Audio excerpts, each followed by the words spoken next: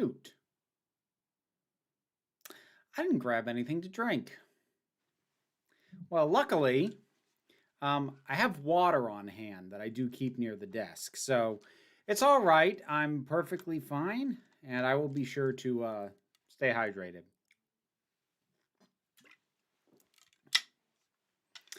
Anyways, hope folks are doing well. Somebody, you know what, Carolyn, do me a favor.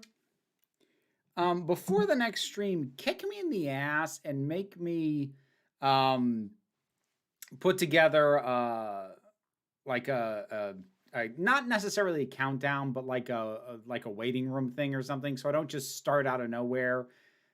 And like I just need to create a new scene in OBS is all I need to do. And yeah, kick me in the ass and make me do it, please. Hugs from Brazil. Thank you, Marcos. Thank you, everyone who is currently here. So, I guess a couple of things up front. As per usual, I will do my best to keep up with the chat. Super chats are what guarantees I will read your comment and or question. Otherwise, I will just try and keep up as best I can. Super chat also gets you a heart from me. And yeah, I have little doubt that Doctor Who's probably going to be the prominent topic. So if you haven't seen the first episode of Doctor Who Flux, this is probably going to be a spoiler zone. So that's your warning. People who show up later should have got here sooner when I warned you. So there we go. The opening just made me sad, and we didn't get a season with 13 and Yaz. Yaz needed so much more time. Like, here's the thing. I don't. Oh, good. Thank you, Carolyn. I don't. Here's the thing. On paper, I agree with you. Like, I was not happy when I found out Dan was going to be a character because I really wanted there to be built a core relationship for Jodie Whittaker's Doctor, because there really hasn't been. Honestly, the fam in the first two series that she's had have related more with each other than they have with the Doctor.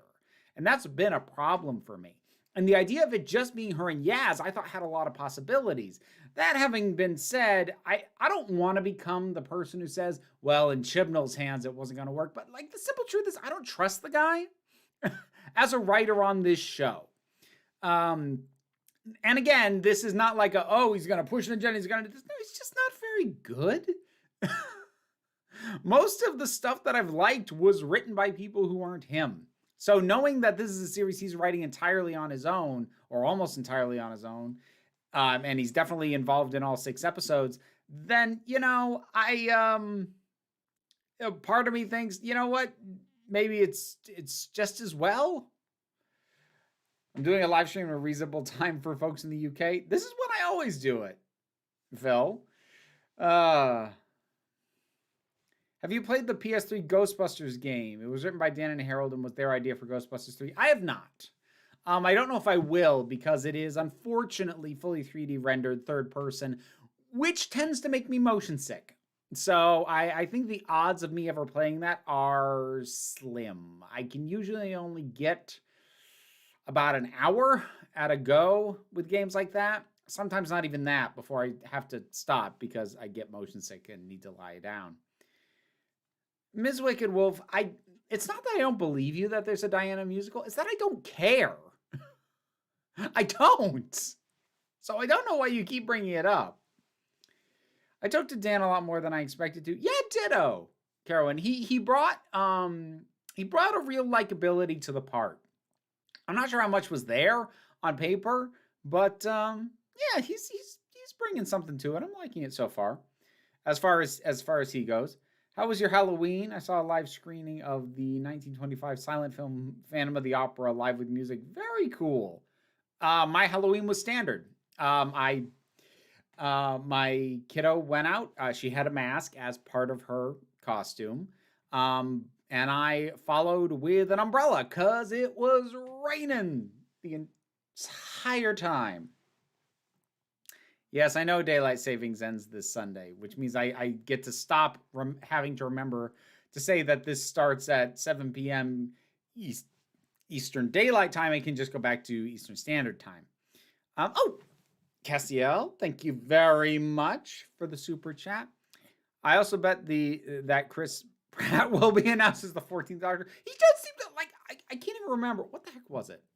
All right, there was something that I saw that, like, he was going to be involved in. I'm like, is he just, like, the only person anybody has the phone number for in Hollywood anymore? What the heck was it? Oh, he's going to voice Garfield now. Like,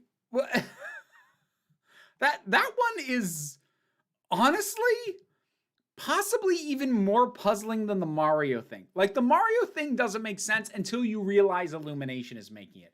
Then it makes total freaking sense. Garfield? What? I don't even know what to do with that. Yeah, why is he popping up everywhere? Like, I'm not a huge fan of Chris Pratt, and I know some people have very big issues with him, but, like, I don't get why he's, like, a big deal, especially in, like, suddenly in voicing and animated stuff. Like, he was good in the Lego movies, but okay. Between the museum and the food bank scenes, Dan just seems like a good person, and I like playing good people. Yeah, nothing wrong with that. Garfield is so weird because Bill Murray is already perfect. No, Lorenzo Music is perfect. Bill Murray was fine. Now, granted, Bill Murray's still alive and Lorenzo Music is dead, but don't call Bill Murray the perfect Garfield when the perfect Garfield sadly is no longer with us, but is very definitively not Bill Murray. Okay? Okay. Hey. The one good thing about us not getting series of just the Doctor and Yaz is that we have a place for the future Big Finish audios to fit in. That's true. If they do agree to get involved with Big Finish at some point down the line, that is probably where Big Finish is going to nestle in, is going to be between series 12 and 13 when the Doctor is just with Yaz. Like, that's right in their wheelhouse. They would be all over that. The vacuum of contents. There is a heart for you. Thank you for the super chat. It's Ben. Oh, Ben. This is my review channel. I started my video counting the nodding in your book will be on here, so prepared for judgment. I did actually see the first video you put up, Ben. You sent me a link to it, and it was short enough that I actually had the time for it. This is not an invitation for people to send me links to your stuff. Like, I don't usually have time. But like that, it was nice. It was a solid start. It was funny. I liked it. Let's see here.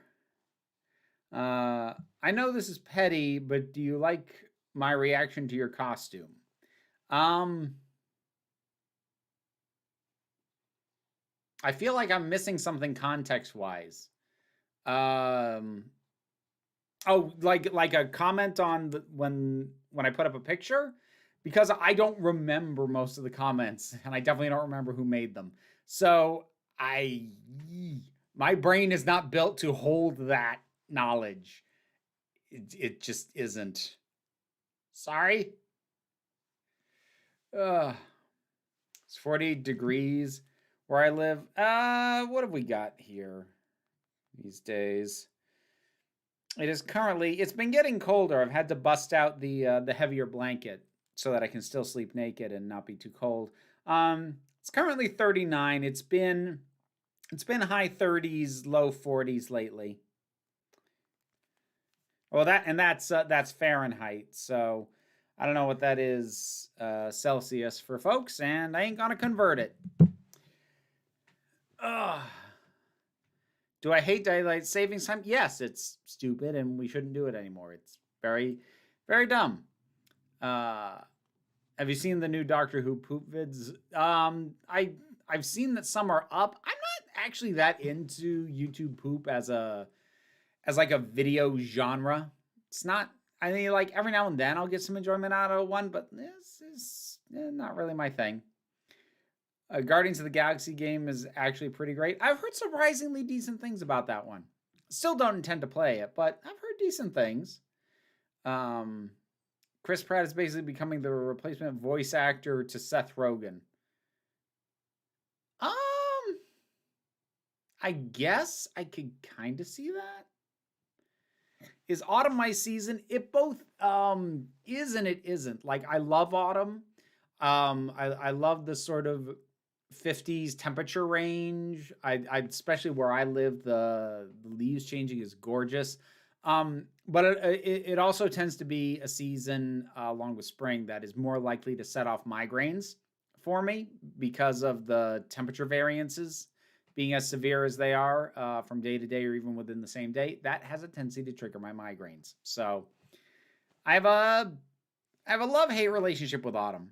What do I think of weighted blanket? I've actually never had one. I mean, when I say that, like, I busted out a heavy blanket, I mean, it's not a weighted blanket, but it's a big, thick, thick blanket. So I don't think I've actually tried the things that are currently marketed as weighted blankets.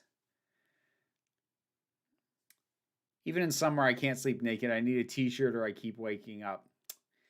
I don't need a t-shirt. I have stuffed animals. I'm fine.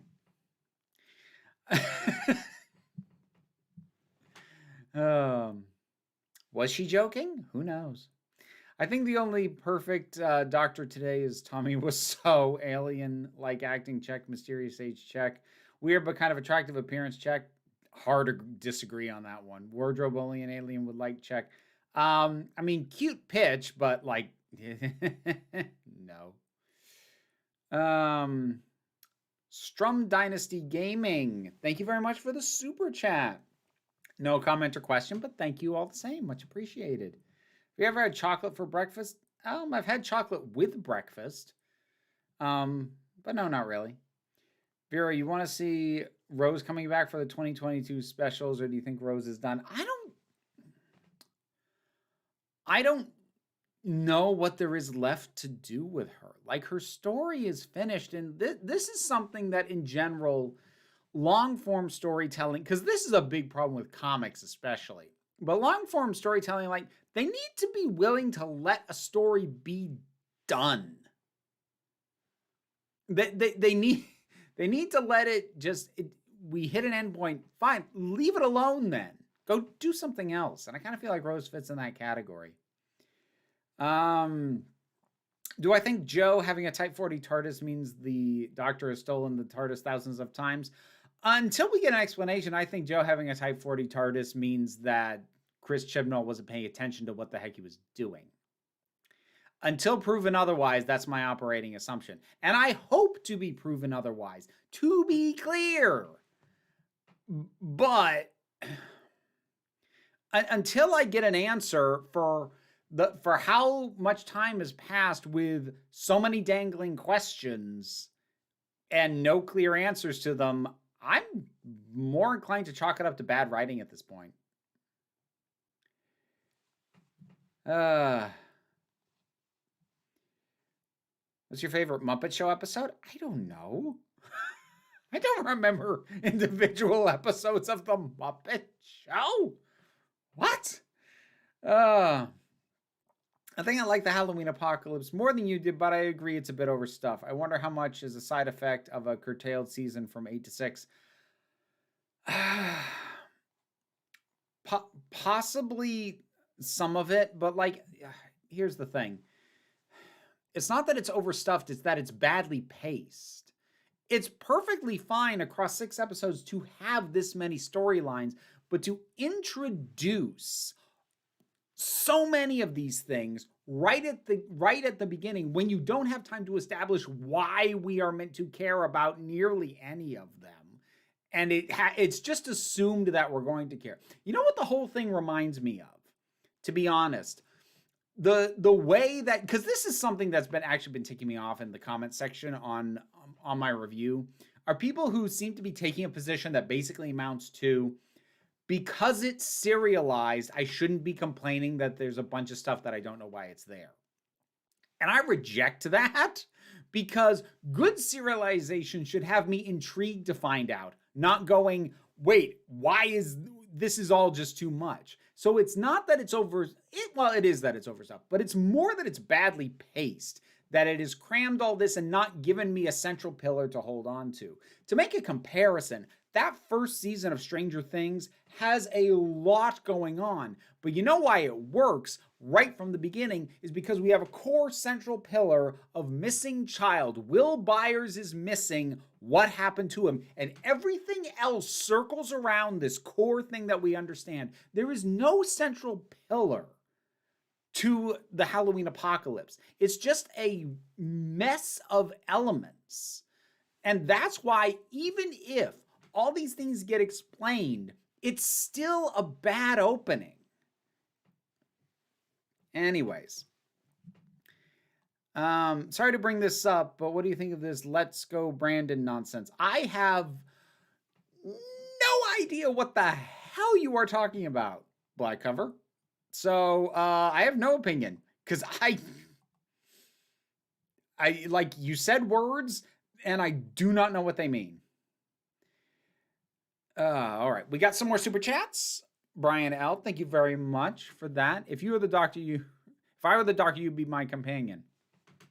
You'd have to convince me to travel with you first. Don't presume. Oh, new type JB Lee. Thank you very much. I wonder if the reason why you're so lukewarm in the Fifth Doctor's era is that he has a weak, bloated supporting cast. That actually is part of it. I have nailed down that that's at least part of it, that he doesn't have a core relationship. I've realized that that is part of the problem that I have with both him and Jodie Whittaker, because like, you can have various companions come and going, but every other Doctor, you can point to one, at least one, some of them had multiple, that is the definitive relationship that helps you understand who this Doctor is because of the way the relationship with a certain companion works. First Doctor, it was Susan. Second Doctor was Jamie. Third Doctor was Joe. Fourth Doctor was initially Sarah Jane, and then they did it again with Romana. Sixth Doctor, he didn't really have one. That was part of his problem too, but there were a lot of other problems going on there too. Seventh Doctor, it's Ace. Eighth Doctor, you've got to get into Big Finish, but there's a number of options there. Ninth Doctor, Rose. 10th Doctor, it's debatable. I say it's Donna, but you could still say Rose because the nature of that relationship was still different enough that from the one that 9 had with her, that still certainly works. 11, it was Amy. 12, as much as I don't love it, it was Clara. 13 and 5, it's...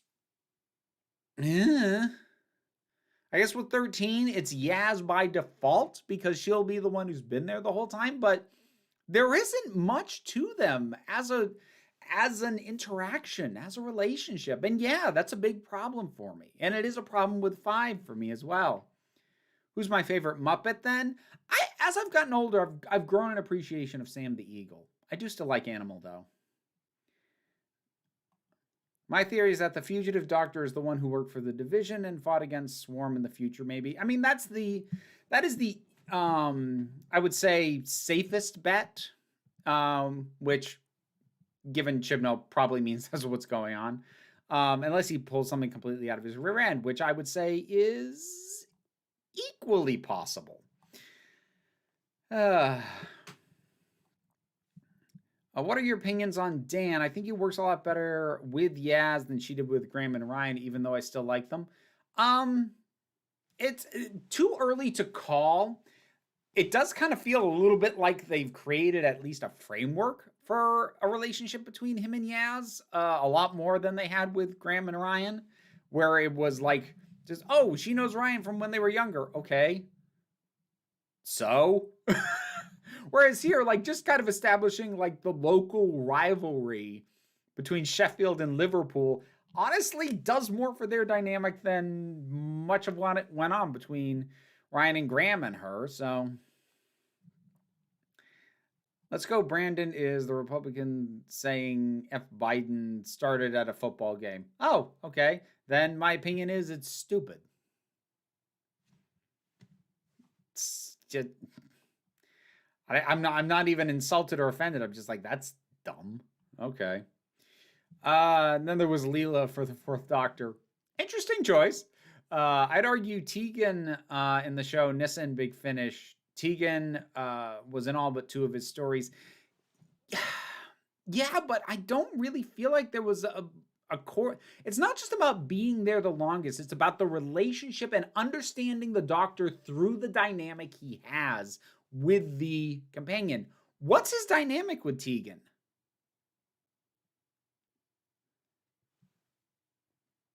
I mean, if you know, tell me, because I don't. Sorry.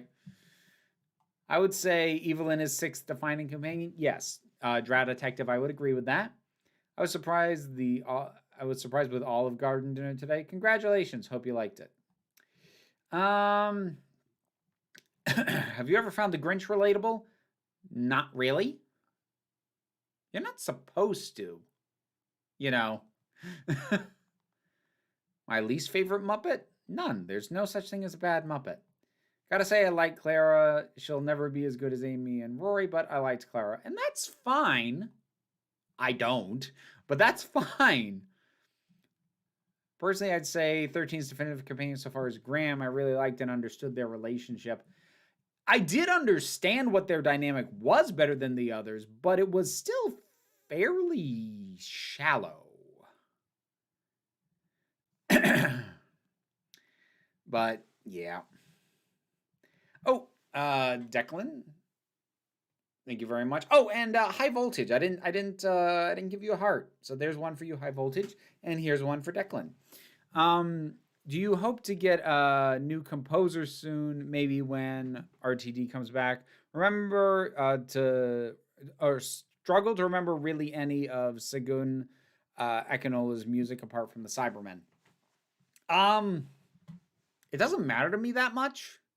Like a lot of people have gotten hung up on that, and like the music is less memorable, but it's not bad.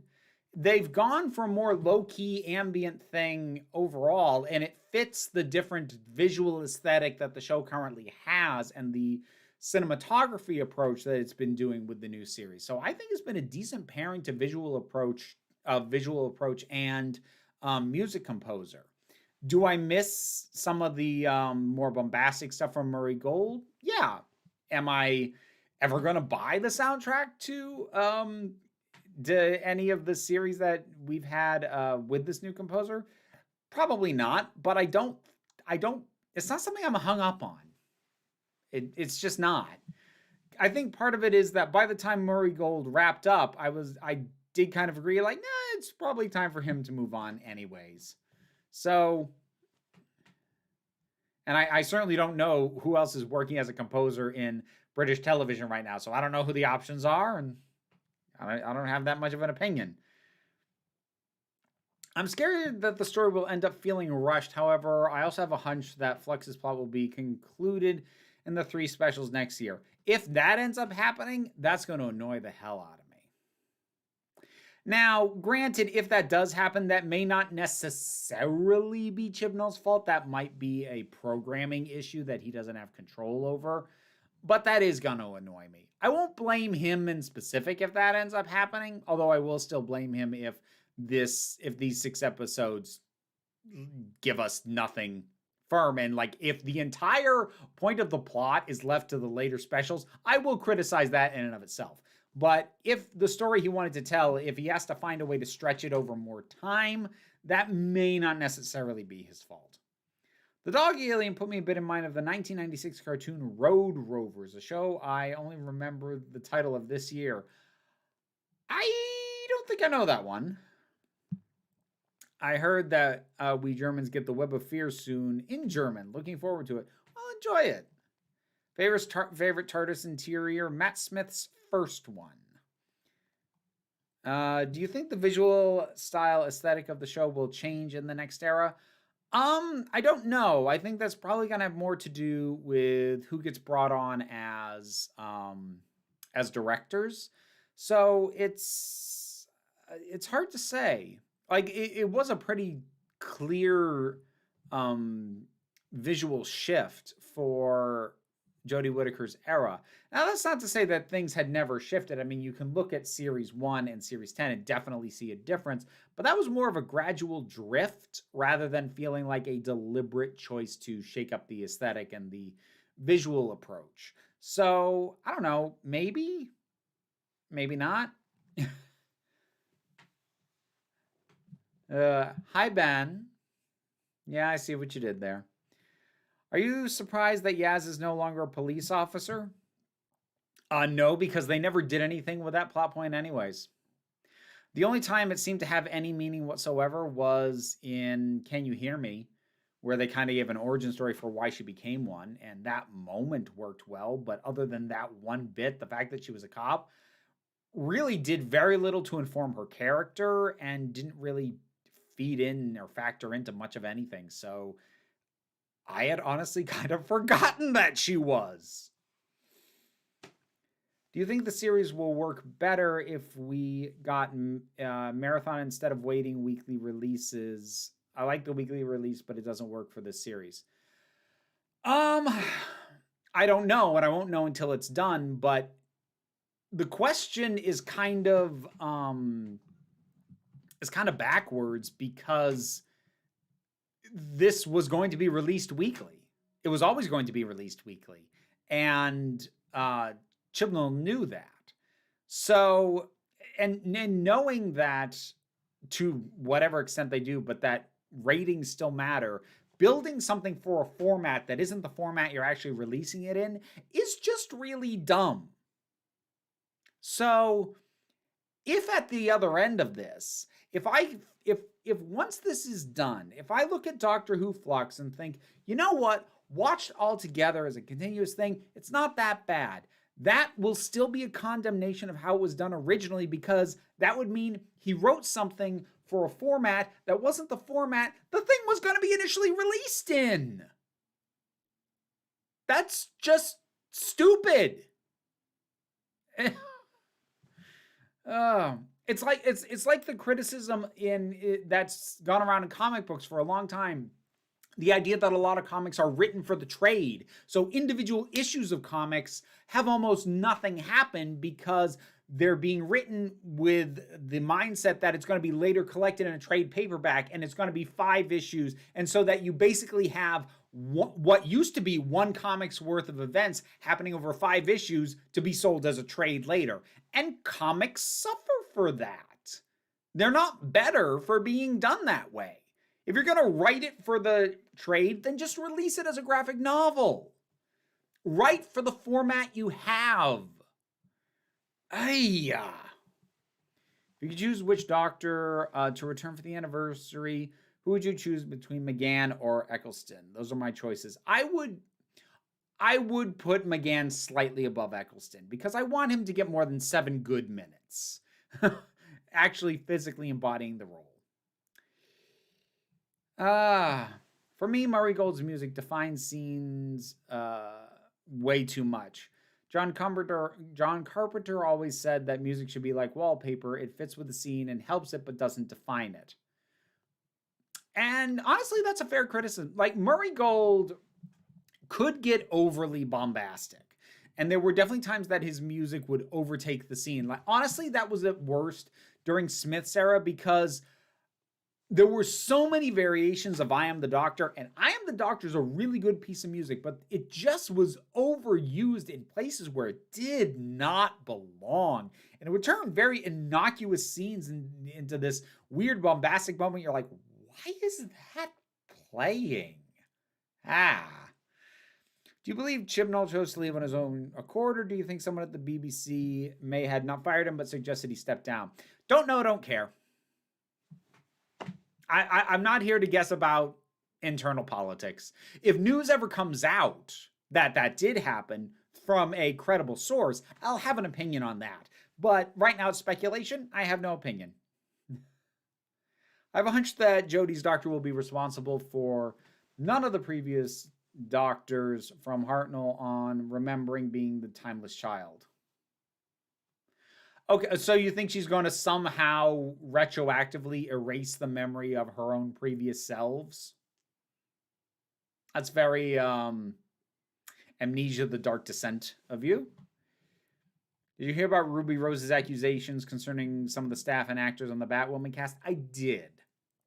And Warner Brothers does not need that. Okay, Goji Shay, this is the 3rd time you're asking my TARDIS interior. I answered that earlier. Please stop asking a question I've already answered. Yeah, I did hear about that. Warner Brothers, especially after everything that came out with Joss Whedon on the Justice League set, they really don't need this. Now, to be fair, the television division and the film division are not actually run by the same people, but it is still owned by the same overall company, so it's a bad look right now. I kind of feel something similar about how we watch Classic Who. The series don't work as well all in one in a DVD. Like, that's honestly true, but I don't have the patience to only watch like one a night, but like sometimes it hurts it more than others. So like to pick a key example, Watchmen. Honestly, both the new HBO show and the original work by Alan Moore. This needs to be digested in pieces with time in between. And specifically, if you are, you can buy Watchmen as a trade. It's one of the best-selling comic book trade collections of all time. But I will always tell people, only read an issue a night. Do not binge through this because you need to read it, sit with it, soak it in, think about it, and then come back. Because it was written knowing that there was going to be a month between every issue. And I'm not going to tell people they need to wait a month between every issue, but it was written with a density that was justified because people were going to be spending a lot of time thinking about what they just read before they read the next part. And to try and burn your way through it does it a disservice. Now, is that the case with classic Doctor Who, where like it's too dense to be binged? No, but that's just illustrative of the point overall. High Voltage, thank you once again for the super chat. Much appreciated.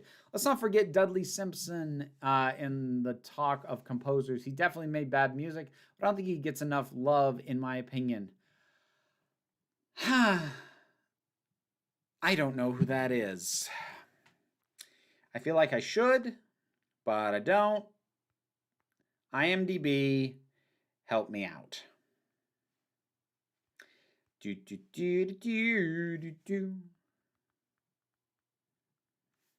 Dudley Simpson.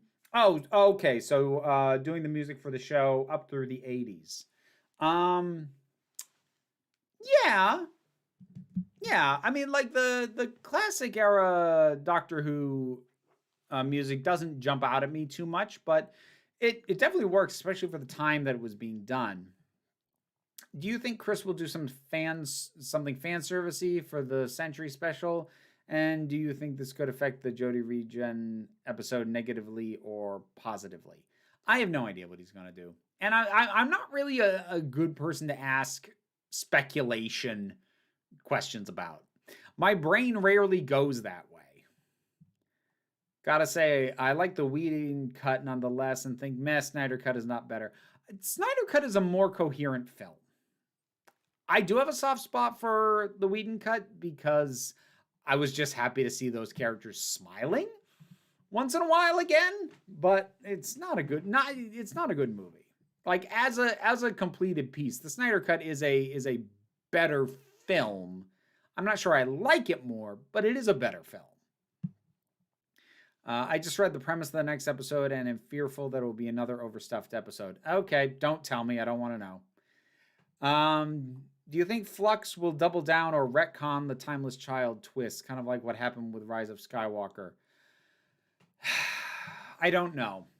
Even odds at this point, because the popular, you can call it a theory, you can call it request for a retcon, was that the Master was lying, which some people get really adamant about, which is, yes, possible, but if he is lying, then that's, again, bad writing, because then you've deliberately delivered a twist knowing that it was not real.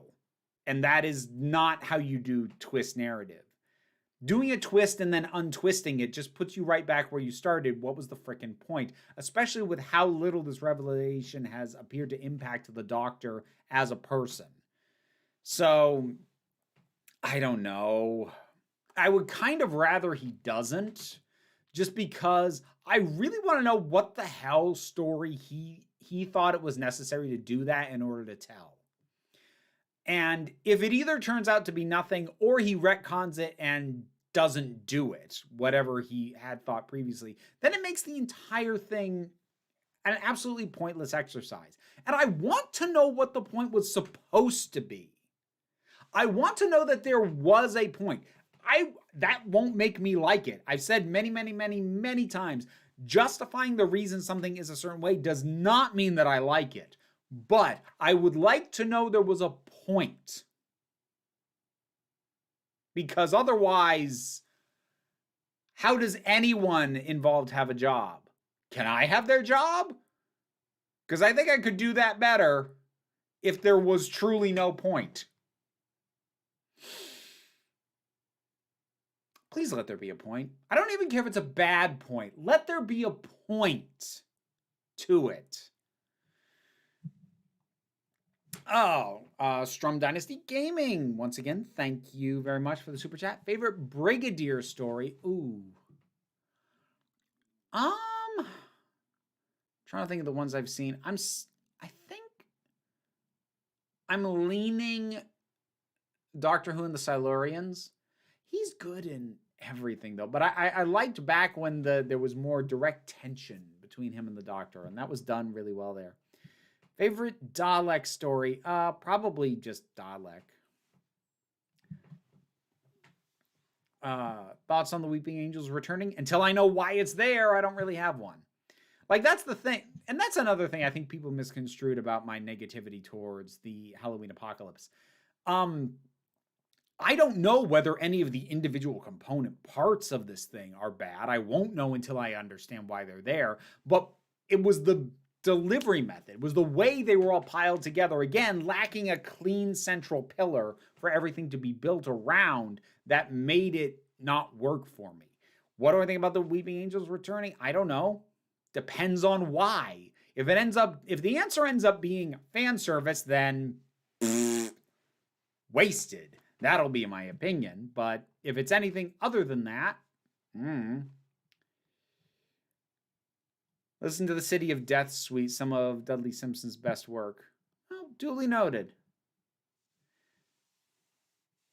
You seem really fed up with the current Doctor Who can't be bothered vibes. I don't mean to be that negative. I really don't. But the thing is, at this point, as much as I want very, very, very much to be wrong, Chibnall has not done anything to make me have faith in him and the remainder of his tenure. He just hasn't. And I can only go on blind optimism for so long when I've got now multiple series that I have massive freaking problems with. I don't know how else to be at this point. I don't think it's so bad that I'm going to like suddenly turn on the show. I like to think I'm still being semi-constructive. And again, I'm still finding bits I like. I can never remember his name. I've looked at it like 50 times. But the dog alien, I like a lot. I like Dan. Vinder, or whatever his name was. He seemed like a neat guy. I kind of liked his vibe and his dynamic. There are bits here that I can still identify good stuff. But it's been swimming in so much bad lately that I don't like being a downer. It's happened repeatedly on the break room of Geeks where I've stopped reviewing or talking about certain things because I felt like all I was doing was crapping on it. And I don't like doing that. And I don't think I'm quite there with Doctor Who yet. And even if I am, I need to at least get through the remainder of this so that we can get to the point where things are gonna do whatever they do in the next phase of the show. But I'm just tired both by the show itself and I'm really exhausted by the fandom. The fandom is fucking draining. Hey. Are you worried RTD's first episode is the 60th? A lot of pressure on his shoulders. No worried that I am about the idea of him coming back at all.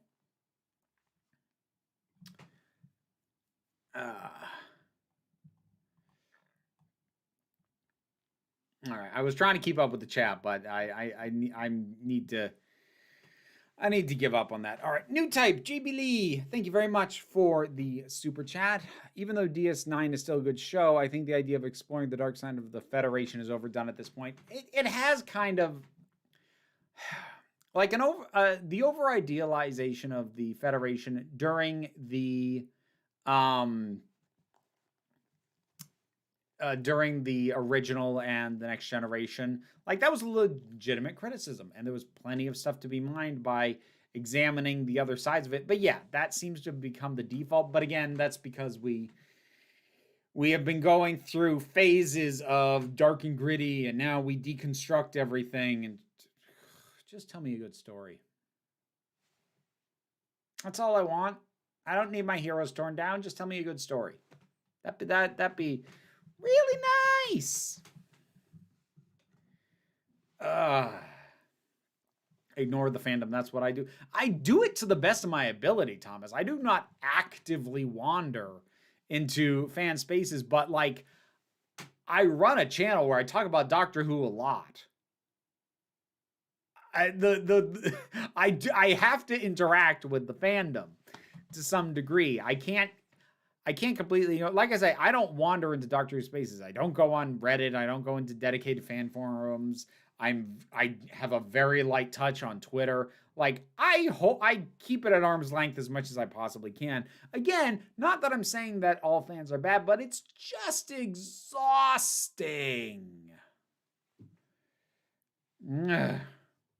Yeah, I'm used to certain parts of the fandom because of Star Trek. Ugh. Yeah, God. Why does the fandom for everything I love suck right now? Star Trek fandom sucks, Star Wars fandom sucks, Doctor Who fandom sucks, and that's completely separate from whether or not the movies, shows, etc. of any of those things are any good.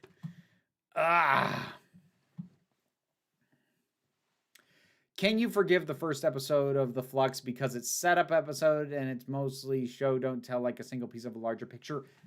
No! I don't mean to yell at you, Jamie, but that is not an excuse. It can't be. Because, as I noted before, we are getting these one episode per week. That is the format. You have to build your story in a way that works, digesting it one episode per week, and giving us no satisfying, even bookend moment for the parts that you've been dealing with, giving us no central pillar around everything seems to be based, and just piling on a ton of stuff, that we'll deal with later, is bad storytelling. It's not even good serialized storytelling. You can do serialized storytelling where you lay in a bunch of stuff at the beginning that doesn't make sense but will later, but it's better than this. It has to be. This is still bad even by that measure. So no, I will not and will never excuse this or anything that gives me a bad week start on the hope of, it'll be better when all pieces are in play. It has to work now because you are giving me a single episode, even in part of a serialized story. You are giving me a piece of a story that has to give me something. It cannot be nothing but teases because that is serving me a meal that is nothing but garnish. So no, I reject that. And I don't mean to be yelling at you. I am not mad at you as a person. I have just been seeing this all over my comments and it's come up repeatedly in the chat. And no! Okay?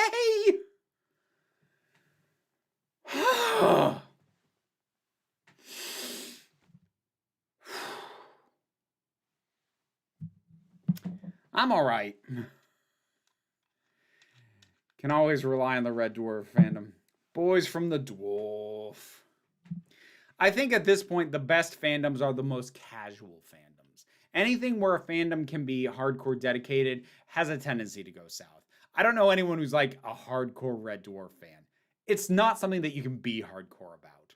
It's a relaxed show. It has a relaxed fan base.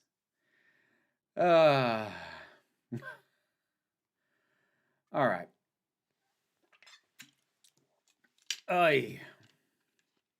Here's a great comparison. First episode of It's a Sin introduces 3 storylines that don't initially intersect, but the story is still well placed and thematically cohesive. Yes, because all 3 of those characters, while they have not met each other and we don't know how they connect yet, they are all telling stories that are thematically the same thing. So we already understand, even if we don't know the logistics of how they tie together, we understand from episode 1 why they are being told in the same space. That's a very good example.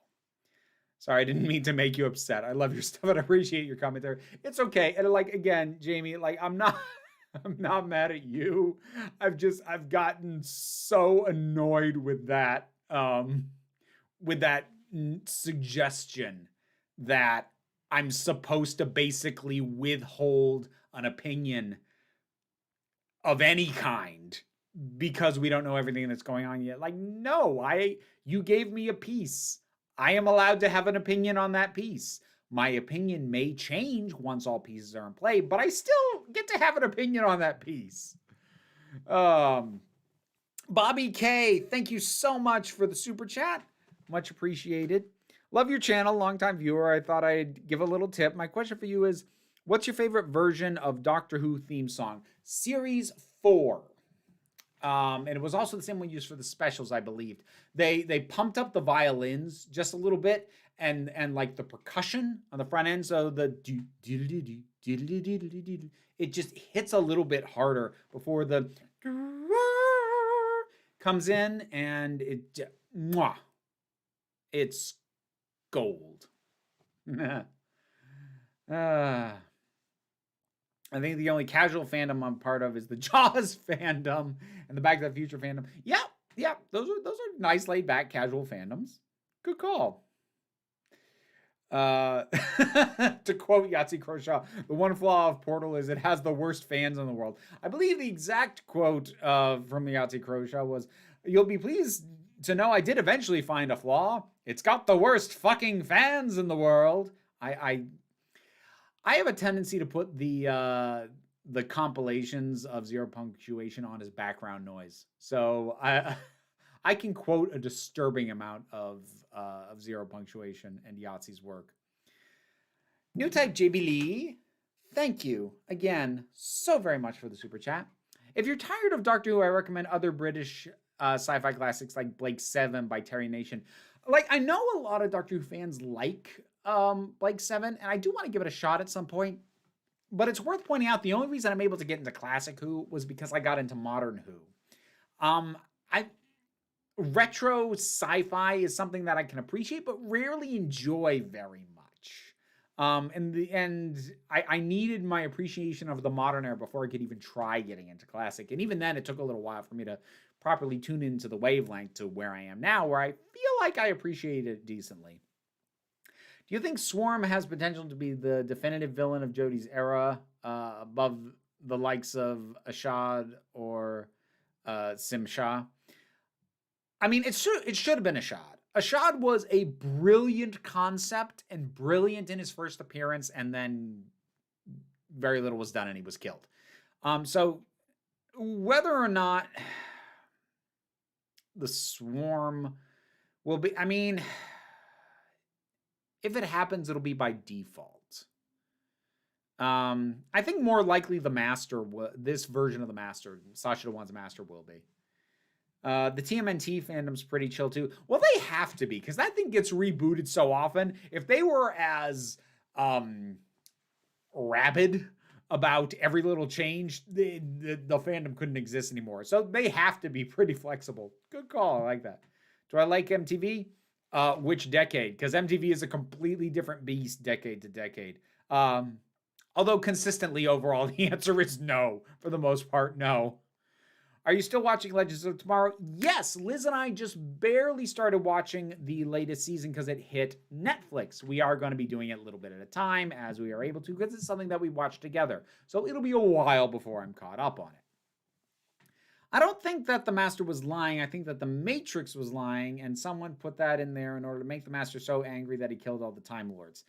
I don't like that, Rowan, for two reasons. Because from a grand meta-narrative perspective, the Doctor lying or the Matrix lying is still the exact same problem. You're still introducing a twist that ultimately is you're going to undo. So what was the freaking point? Because we're right back where we started. And second of all, that's the kind of twisting of like, ooh, we'll do this and get this result that I hate. Because it basically requires a perfect psychoanalysis of the Master. And given how much the Master changes from regenerations, I find it very contrived that someone could be certain that the Master would kill all of the Time Lords based off this information. Because I don't think every incarnation of the Master would have done that. And it makes the whole thing just shakier as a premise. Dennis Varty, thank you very much for the super chat. Thank you for your reviews. Thank you for the support. I appreciate it greatly. Do I watch Beastars? No, I've had it on my to watch list, but like everything else, it'll probably just sink lower and lower and lower on that list over time because there's never enough time in the world. Now, I would have said that the Flash fans are laid back folks, and then I heard that people don't like Iris, and I was like, eh. See, I gave up on Flash after 2 seasons when I heard that the 3rd season was another evil speedster. I'm like, I can't with this anymore. And I was too tired of being annoyed at Barry because, God damn it, Barry. It's like a mantra watching that show. What 3 words would you use to describe the 13th Doctor's personality and character?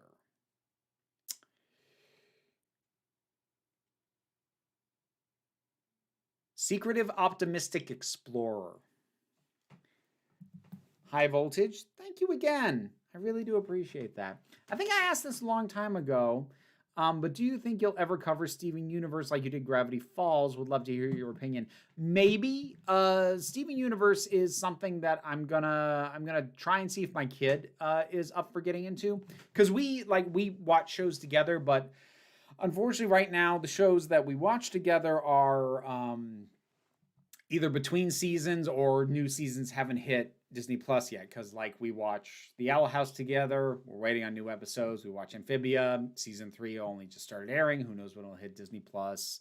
We did She-Ra, we did Hilda. Don't know if that's even getting a 3rd season. So I'm gonna have her try Steven Universe, and if she digs it, then yes, I'll probably catch up on it and have thoughts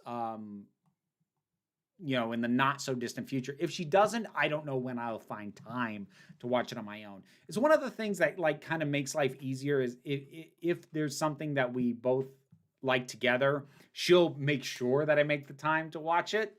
Left to my own devices, I'm not nearly as good about that. You wanted Joe Martin as 14. Now that's probably not happening with RTD. What's your wish and or your hunch for the next Doctor? I have no hunch. I have no wish.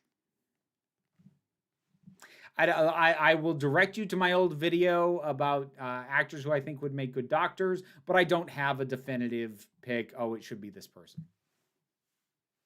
I just don't.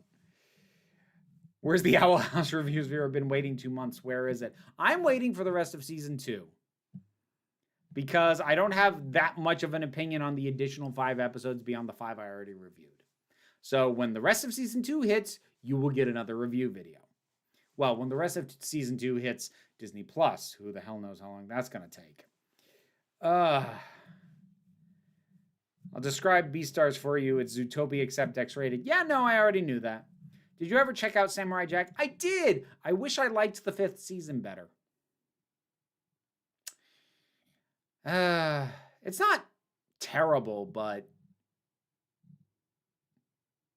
if there was ever a show that did not need a love interest character at all, it's Samurai Goddamn Jack. And yet,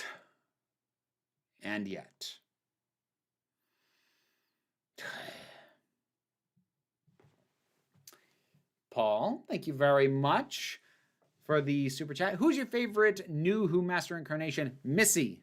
Easy call. Not even close.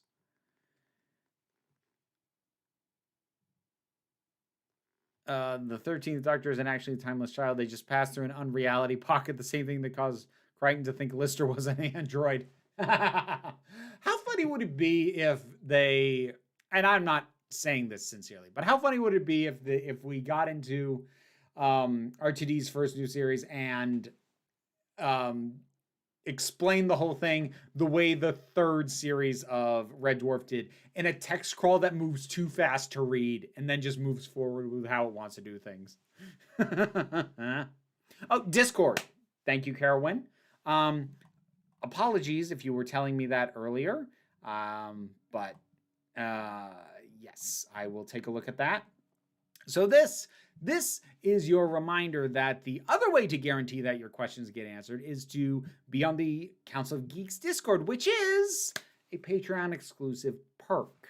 So if you don't want to have to chuck money at me for every question to guarantee I'll ask it, that's an option too. Let's see. Oh, we just got one comment this time. I'm dodging the stream because I don't want spoilers. And that is fair. Easy peasy, and we're back. Have you watched Doom Patrol? No, I keep meaning to. That one, God. See, like, it's between all the stuff I do, between streams and podcast records and Twitch and now Doctor Who reviews and trying to get weekly videos done and still trying to deal with the last few remaining to-do list items off my last Kickstarter. It's really hard for me to justify watching a show that I have not been commissioned for and isn't something I think I'm going to get a video out of. I mean, that said, like, once I watch a season of Doom Patrol, I'll do a video on it, but it would be a break room video. Wouldn't get a lot of views. And I know that, and that is a frustrating reason to not watch something or to put off watching something. But that's kind of the reality of my life doing this professionally.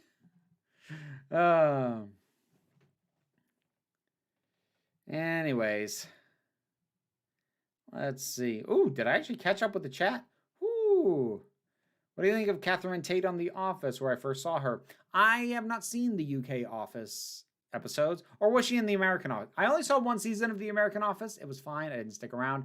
I did not watch any of the UK Office because even before it became fashionable to do so, I never liked Ricky Gervais. I've never liked him. What do you think of Sacha Dhawan as the Master in general? I think he's got great energy. He's definitely doing a version of a manic energy Doctor that I like a lot better than when Sim did it. So it feels like a refinement of that one. Genuine question. Do you have more fun ripping into things you don't like or talking about things you do like? I have more fun usually talking about things I like. It depends on the reason I don't like it. I don't enjoy ripping into things that I don't like, but it's tied to something that I have a commitment to. Like, I don't particularly enjoy ripping into episodes of Doctor Who because I love Doctor Who. I don't particularly enjoy ripping into something Star Wars related that I didn't like because I love Star Wars. I don't have any problem at all ripping into things that are just bad on their face that I don't have a big commitment into. So, you know, every now and then, so like shit that I've seen, like, so like when I did what the hell did I just watch videos on things like Star Chaser or Last Christmas, that was fun because it didn't hurt me to hate it. The hate was oddly energizing. But when it's something that I love, ripping into it doesn't feel good. It can feel cathartic. It can feel necessary sometimes, but it doesn't feel good. So if I had the choice, I would talk much more about things I like than things I don't. That having been said, algorithmically, negative stuff trends better than positive. I have hard data on that. Depressing reality of this job. Oh, Bobby K. Thank you very much for the super chat. I'll have to look at supporting the Patreon, but I do enjoy the hard hands we get from tipping. Do you have plans to review Midnight Mass?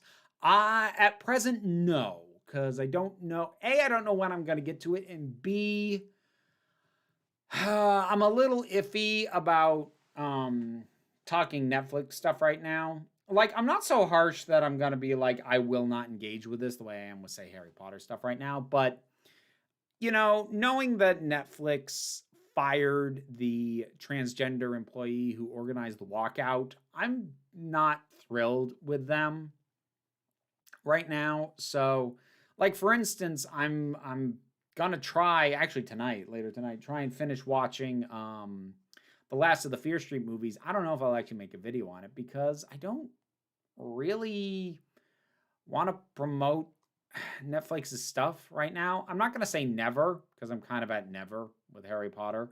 But like right now, it just feels kind of gross as a trans person, you know? And again, that's not me getting rid of Netflix, but just not loving the idea of bigging up their stuff. And yes, I know I did the Squid Game review.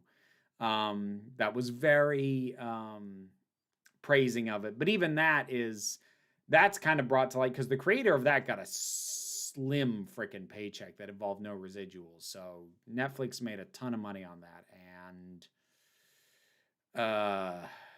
the creator of that show did not.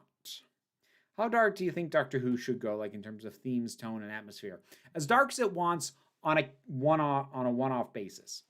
Individual episodes can be as dark as they want. Midnight is dark as hell, and it's great. Honestly, Heaven Sent's pretty damn dark.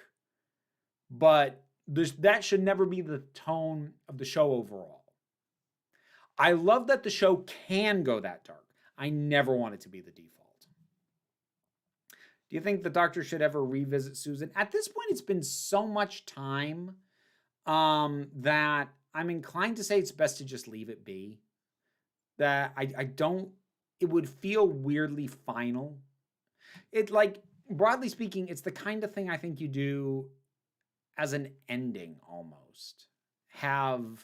If you were planning to truly end the show forever, you don't kill the Doctor permanently. You have whatever the incarnation is go back to see and just be with and around Susan.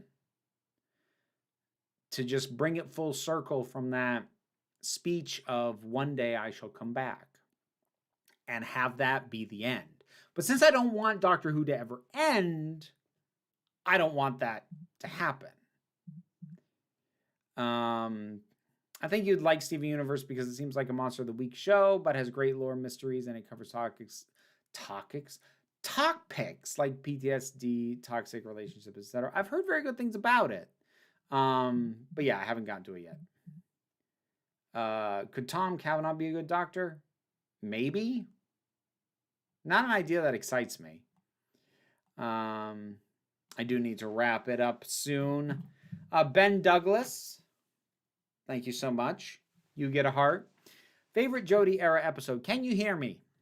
I love the thematics and the way that they're woven into the story. And I think as a piece in and of itself, it stands up very well. At least it does with my read on it. I know a lot of people don't like it. And it's not actually a full-throated defense to say, you know, you don't understand it. Because the way that I understand that episode, I love it. But if the episode does not properly communicate what it is meant, how it is meant to be read, that is a fault. And I'm not somehow smarter because I got it. Like, if a significant portion of the audience doesn't get what you're doing, then you did something wrong. But as someone who feels like I do get what that episode is doing, I like it a lot. What do you think of the being angels being used much like the Weevils in Torchwood? That's a terrible idea. Like the default, they're just around? No. Good grief. Have you ever watched the X-Files? No, bits and pieces. Never got into it. And I've heard way too many mixed things about how it ultimately panned out. Let's see. Annabelle Shirley, the actress who plays Claire, the weeping angel lady, played Lauren in Being Human Series 1. I barely remember Being Human. I did watch the first series. I barely remember that at all. Talking about Doctor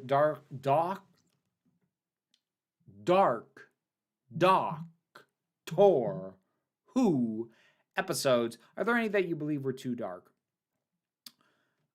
Episodes as a whole, no.